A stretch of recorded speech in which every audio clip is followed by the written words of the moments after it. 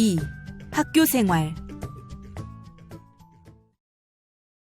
이번 시간에는 특수교육 대상자 학교 생활, 교육과정, 학부모의 교육 참여에 대해 학습하겠습니다. 1. 특수교육 대상자의 선정 및 진단 배치. 장애인 등록을 하고 복지카드를 받았어도 특수교육을 받기 위해서는 장애인 등에 대한 특수교육법에 따른 별도의 절차를 따라야 합니다. 장애 등록이 되어 있지 않더라도 진단평가를 통해 특수교육 대상자로 선정이 되면 특수교육을 받을 수 있습니다. 반대로 장애인 등록이 되어 있다고 해도 특수교육 대상자로 선정이 되지 않는 경우도 있습니다. 진단평가는 장애의 정도를 평가하는 것이 아니라 특수교육 대상자 선정 여부를 결정하는 데 그 목적이 있으므로 경우에 따라 장애인 등록이 되어 있으면 대상자 선정 과정에서 진단평가를 생략하기도 합니다. 다만 관련 서비스 중에는 특수교육 대상자에게는 제공되지 않고 등록 장애인에게만 제공되는 것이 있으므로 자녀에게 필요한 지원이 무엇인지 고려하여 장애인 등록 여부를 결정할 수 있습니다. 장애의 정도를 표현하기 위해 경증, 중증과 같은 단어를 사용하기도 하는데 질병에 대한 용어로 널리 쓰이고 있어서 교육 현장에서는 경도, 중도와 같은 단어를 더 자주 사용합니다. 그런데 중도장애의 경우 선천성 장애와 구분하기 위해 사용하는 중도장애와 헛갈리기도 합니다. 특수교육에서는 장애를 개인의 문제로 보기보다는 개인을 둘러싼 환경과의 적응, 사회적인 수용의 문제도 함께 보아야 한다고 생각합니다. 그런 점에서 학교와 학급에서 자녀의 장애 정도가 다르게 받아들여지기도 하는 것입니다. 무엇보다 장애의 정도는 자녀를 설명하는 여러 가지 요인 중 하나일 뿐이고 상대적인 면이 있으므로 절대적인 기준으로 여길 필요는 없습니다. 특수교육 대상자로 선정되기 위해서는 특수교육 지원센터를 통해 진단평가를 받아야 합니다. 선정과 진단 배치는 다음의 과정에 따라 이루어집니다. 또한 장애 유형별로 다음의 검사를 하여 특수교육 대상자 선정 여부를 결정할 수 있습니다. 예를 들어 의사소통 장애의 경우 구문검사, 의문검사, 언어발달검사를 시행합니다. 검사의 목적은 특수교육 대상자 선정 여부를 판단하기 위한 것이므로 학생의 특성에 따라 교사 관찰이나 보호자 상담 등을 융통성 있게 활용하기도 하며 장애인 복지카드나 병원의 진단서 등을 참고하기도 합니다. 특수교육 대상자 또는 보호자가 특수교육위원회에 심사를 청구한 경우 특수교육운영위원회는 30일 이내에 심사 결정하여 통보합니다. 이사 등의 이유로 전학해야 할 경우 특수교육 대상자 선정 절차는 다시 밟지 않아도 되지만 새로 옮겨가는 곳의 지역교육청이나 시도교육청을 통해 다시 진단 배치를 받아야 합니다. 진단 배치 결과가 나오기까지 30일 이내의 시간이 필요하므로 전학을 할 때는 미리 진단 배치를 의뢰해 두어야 학생의 교육적 공백 기간을 최소화할 수 있습니다. 진단 배치는 언제나 가능하지만 3월에 입학할 예정이라면 전년도 10월경에 특수교육지원센터나 특수학교 홈페이지에 공지사항을 확인하고 서류를 접수하면 됩니다. 특정 특수학교 입학을 원하는 경우 해당 학교에 직접 서류를 접수할 수 있지만 접수처에 따라 학교 입학 여부가 달라지는 것은 아닙니다. 초등학교에서 특수교육 대상자로 선정이 되었다면 중고등학교에 진학할 때에는 별도의 진단 절차 없이 이전 학교의 자료를 전달받아 활용할 수 있습니다. 그러나 진단 검사를 하지 않더라도 진단 배치의 과정은 거쳐야 합니다. 특수학교에서 과정만 달리하여 진학하려고 하는 때에도 특수교육지원센터에 관련 서류를 접수해야 하며 특수학교에 재학 중이라고 해서 중학교나 고등학교 과정 진학을 할 때 우선권이 주어지는 것은 아닙니다. 해마다 만 6세가 되는 모든 아동들은 취약통지서를 받고 의무교육을 받게 됩니다. 특수교육 대상자의 의무교육 기간은 만 3세부터 18세까지이지만 초중등 교육법에 적용을 받는 초등학교와 중고등학교에서 더욱 엄격하게 학적을 관리합니다. 흔히 초등학교에 입학한다고 얘기하지만 학적에서는 취약이라는 말을 사용합니다. 취약 통지서를 받으면 배정받은 학교에 등록을 하거나 취약유예를 신청하게 되는데 이 경우 해당 학생은 정원의 학적관리 대상자가 되어 별도로 학적이 관리됩니다. 재학 중에 여러 사정으로 학업을 계속하기 어려운 경우에 유예 신청을 할 수 있습니다. 이 경우에도 정원의 학적관리 대상자가 되며 다음 해에 재취학하고자 할 때는 유예를 시작한 날 이전에 재취학을 해야 합니다. 장애 자녀를 둔 보호자들은 건강상의 어려움이나 학업을 따라가지 못하는 등의 여러 가지 이유로 유예를 고민하는 일이 많습니다. 건강 문제 때문에 출석이 불규칙해서 자녀의 학교 생활이 제대로 되지 않는다면 일정 기간 유예를 고려하는 것이 오히려 자녀의 교육권을 보장할 수 있습니다. 하지만 특별한 사유 없이 의무 교육을 계속해서 미룬다면 자녀의 교육권을 심각하게 침해하는 경우에 해당합니다. 특수교육지원센터는 각 시도교육청과 지역교육청에 설치되어 있는데 초등학교와 중학교 특수교육 대상자의 선정 및 진단 배치와 관련한 업무 중 초등학교와 중학교는 각 지역교육청 특수교육지원센터에서, 고등학교는 시도교육청 특수교육지원센터에서 담당합니다. 특수교육지원센터에서는 진단 배치 이외에도 특수교육과 관련한 여러 가지 업무를 추진하고 있으니 자녀가 거주하는 지역에 있는 특수교육지원센터를 알아두고 적극 활용하시면 학교 생활에 큰 도움이 될 것입니다. 2. 학교 및 학급 선택하기. 장애인 등에 대한 특수교육법에 따른 특수교육 대상자는 교육적 요구에 따라 장애 영역별 교육기관을 선택할 수 있습니다. 특수학급은 대부분 장애 영역과 관계없이 운영됩니다. 장애 영역별 교육기관이 정해져 있기는 하지만 학생의 개별적인 요구와 특성에 따라 장애 영역과 다른 학교를 선택하게 되는 경우도 있습니다. 이 경우 학교가 어떤 교육과정을 운영하는지 확인하는 것이 중요합니다. 시각장애 특수학교와 청각장애 특수학교는 중학교까지는 공통교육과정을 적용하고 고등학교에서는 선택교육과정을 적용하는데 대부분 직업 중심의 교육을 합니다. 학교에 따라 중복 장애 학생들을 위한 교육과정을 별도로 운영하기도 합니다. 지체장애 특수학교는 공통교육과정을 적용하는 학교도 있고 기본교육과정이나 중도, 중복 교육과정을 운영하는 학교도 있으니 자녀에게 어떤 교육과정을 적용하는 것이 좋을지 고려하는 것이 필요합니다. 장애 영역과 함께 학교의 형태와 특징을 잘 알아보는 것도 필요합니다. 그 특징을 간략하게 정리하면 다음과 같습니다. 특수교육 대상자로 선정되었지만 부분적인 지원만 있으면 학습에 특별한 어려움이 없는 경우에는 일반 학급의 배치를 요구할 수 있습니다. 일반 학교 특수학급은 일반 학교에 일반 학급의 학적을 두고 부분적으로 특수교사가 배치된 특수학급에서 수업을 받는 형태로 운영이 됩니다. 특수학교는 특수교육 대상 학생들만을 위해 별도로 설립된 학교로 대부분 유치원부터 전공과까지 여러 과정이 같은 학교에 있고 순회학교는 건강상의 문제 등으로 학교에 가는 대신 특수교사가 집이나 병원, 복지시설 등으로 가서 수업하는 형태를 말합니다. 또 대안학교가 있는데 특수교육 대상 학생을 대상으로 하는 대안학교와 특수교육 대상 학생을 포함하는 대안학교가 있습니다.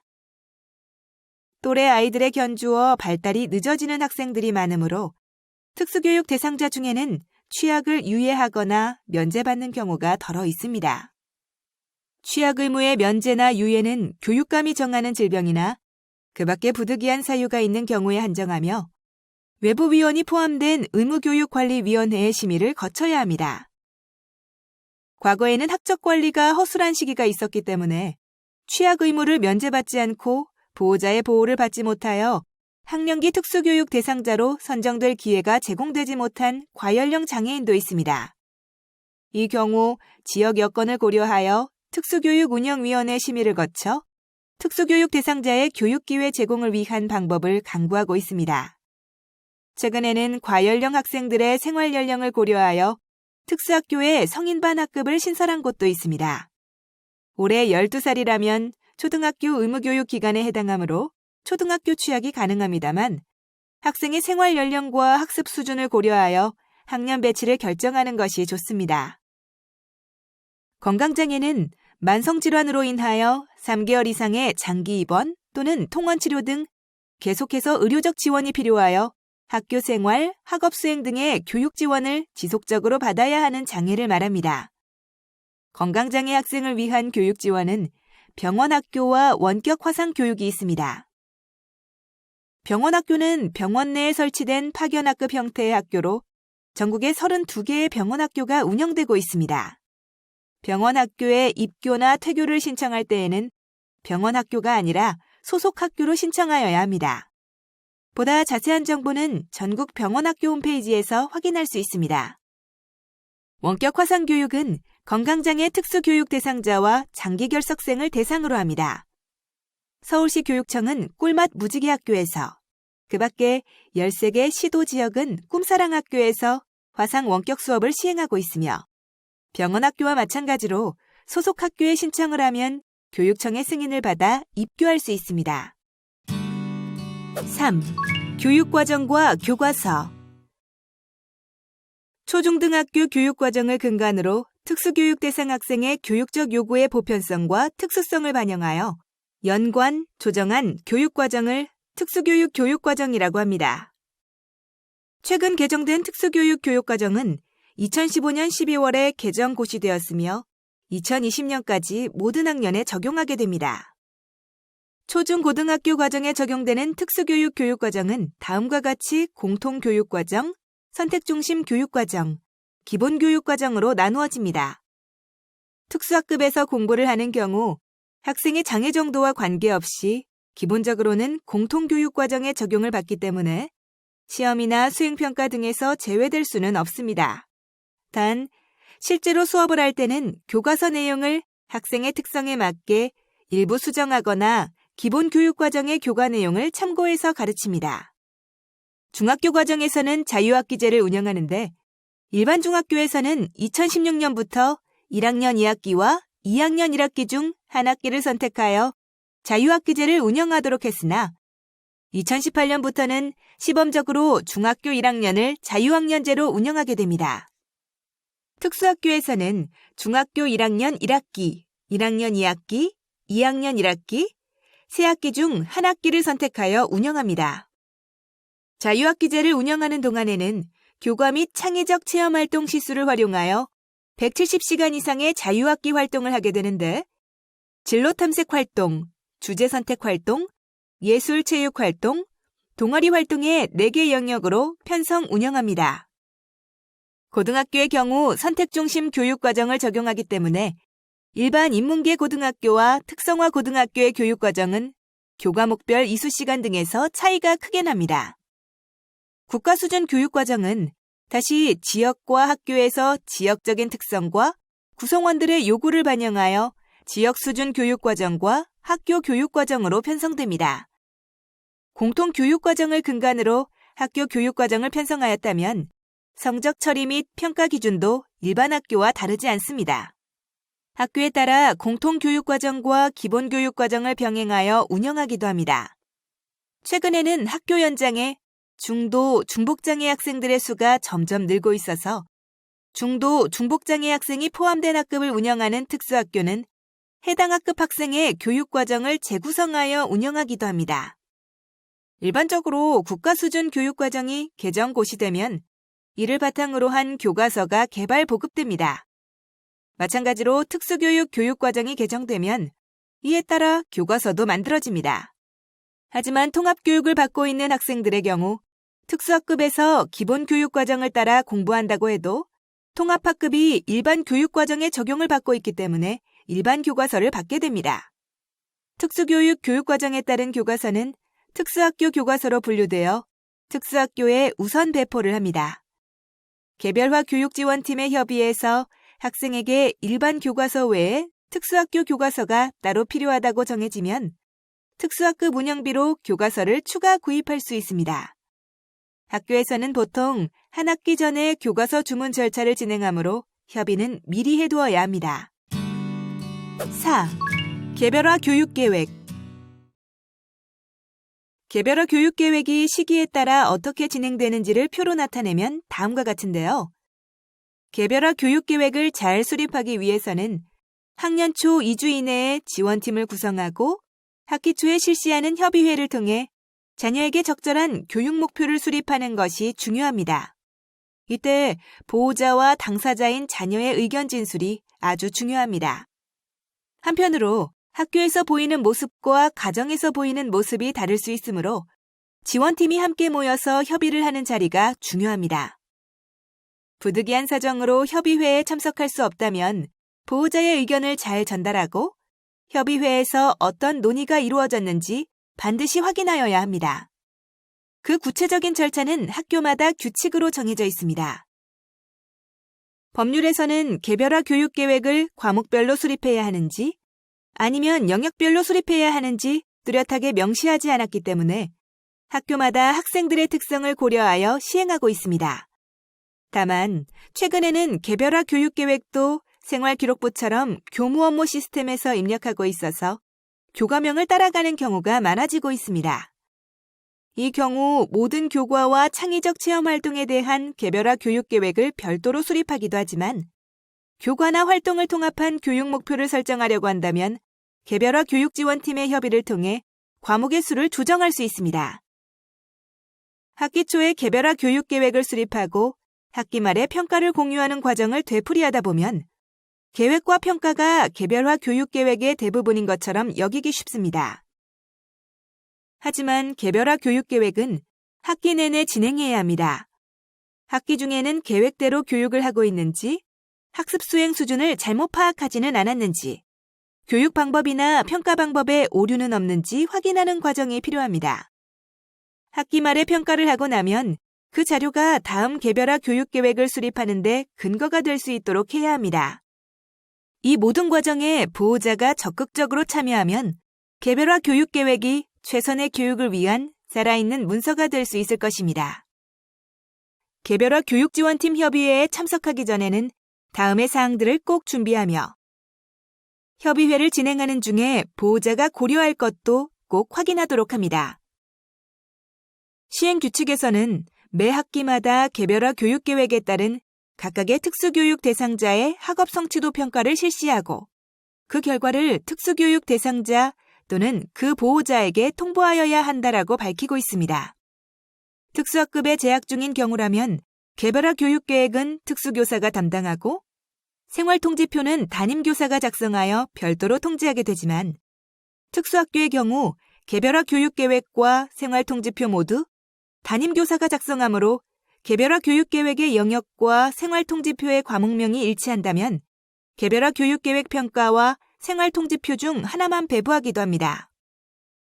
특수교육 대상자들은 모두 같은 절차에 따라 개별화 교육계획 절차를 밟아나가지만 실제로는 배치 형태에 따라 구체적인 모습은 조금 달라집니다. 특수학급의 경우 개별화 교육계획의 진행은 담임교사가 아닌 특수교사가 담당합니다. 개별화 교육지원팀의 구성은 담임교사나 교과교사, 보조인력 등 학교 안에 여러 구성원들이 함께 참여하며 통합교육이 중요한 과제로 다루어집니다.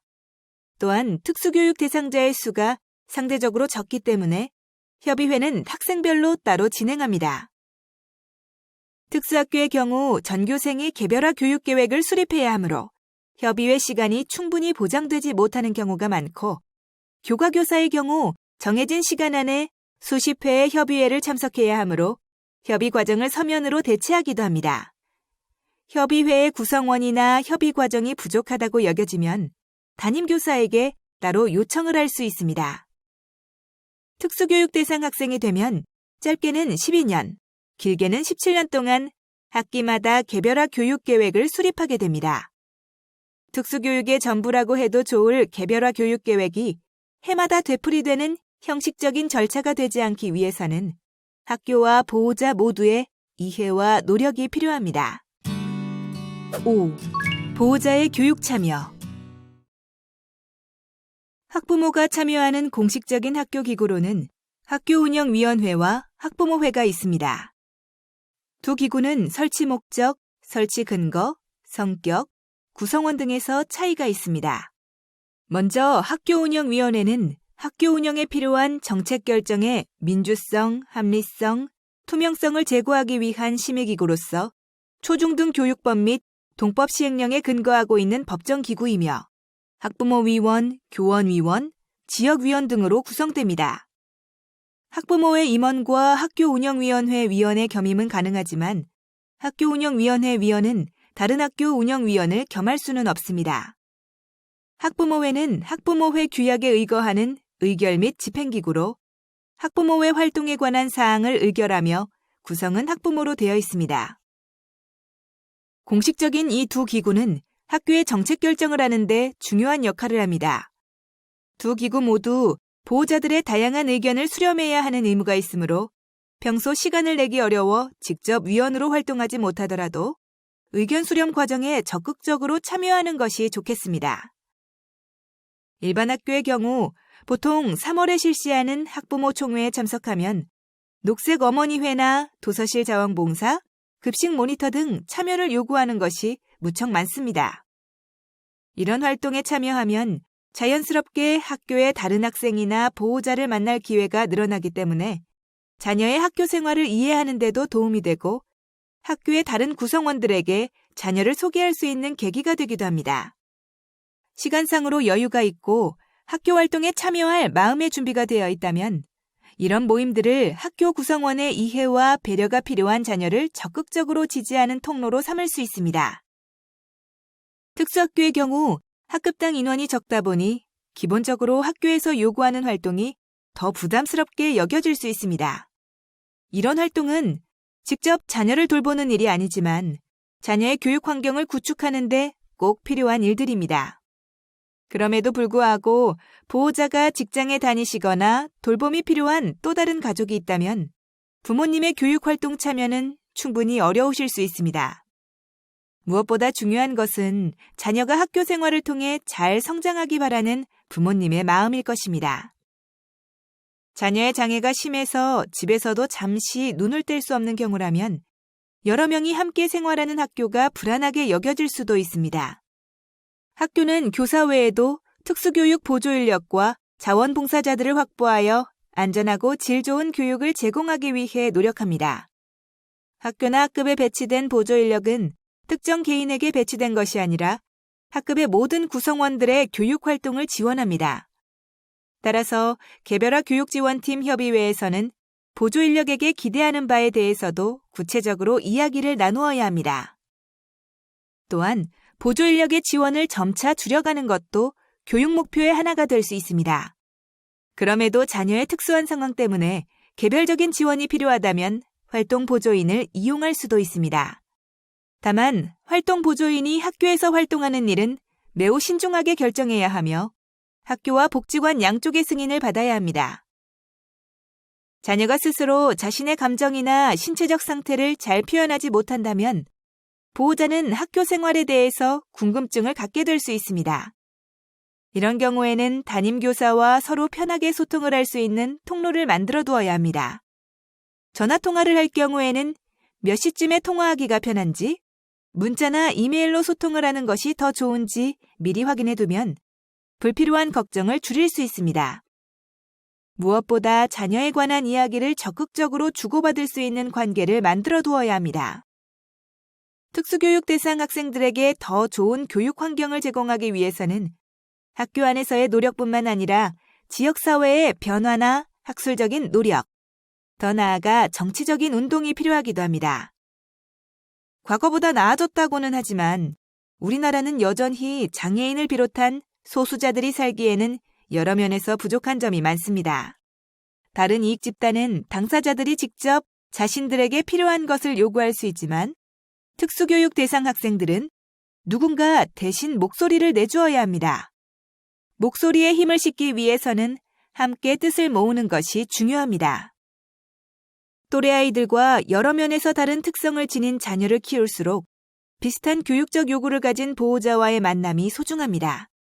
정보 수집이라는 구체적인 목표 이외에도 정서적인 위로와 공감을 나눌 수 있다는 것만으로도 중요한 역할을 할 것입니다.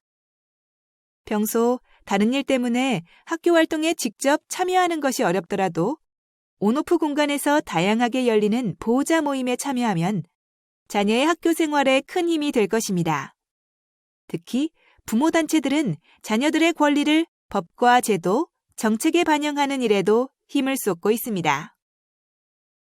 장애와 관련한 부모단체로는 대표적으로 한국장애인 부모회와 전국장애인 부모연대가 있습니다. 장애 영역별 부모단체는 장애 영역별 길라잡이를 참고하시기 바랍니다. 오늘 학습의 주요 내용을 정리해 보겠습니다. 특수교육지원센터에서 진단평가를 받은 후 특수교육 대상자로 선정되면 학생의 특성과 요구를 고려하여 교육기관에 배치를 받게 됩니다. 특수교육 대상자는 학생의 개별적 요구와 가족의 여건 등을 고려하여 일반학교 일반학급, 일반학교 특수학급, 특수학교, 순회학급, 대안학교 등에 갈 수 있습니다. 특수교육 대상자는 특수교육 교육과정 또는 초중등학교 교육과정을 근간으로 특수교육 대상 학생의 교육적 요구를 반영하여 학생의 특성에 맞게 재구성한 개별화된 내용 등을 배웁니다.